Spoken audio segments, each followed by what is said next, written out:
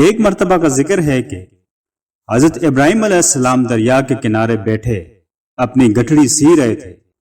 اچانک وہاں سے ایک وزیر کا گزر ہوا۔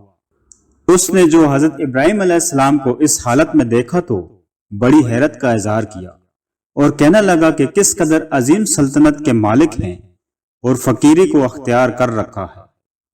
بادشاہ ہو کر فقیروں کی طرح گڈڑی سی رہے ہیں، جبکہ ادھر ان کے نہ ہونے سے سلطنت برباد ہوئی جا رہی ہے۔ حضرت ابراہیم علیہ السلام نے کشف کے ذریعے سے اس کے دل کی بات معلوم کر لی اور اس کو اپنے قریب بلایا، اور وہ زیر آپ کے قریب آیا تو آپ نے اس سے فرمایا، تو نے اپنی سمجھ کے مطابق بات کی ہے۔ اس کے بعد آپ نے اپنی سوئی دریا میں پھینک دی اور پھر بلند آواز سے پکارا کہ میری سوئی مجھے دو۔ اچانک دریا کے اندر سے ہزاروں مچھلیاں اپنے اپنے منہ میں سونیپ کی سوئی دبائے ہوئے پانی سے باہر نکلی۔ حضرت ابراہیم علیہ السلام نے پھر آواز دی،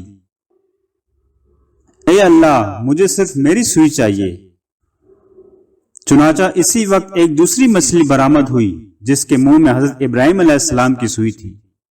آپ نے سوئی اس مچھلی سے لے لی۔ اس کے بعد آپ نے اس وزیر کی طرف توجہ کرتے ہوئے فرمایا کہ یہ بادشاہی اچھی ہے یا حقیر سلطنت کی بادشاہی؟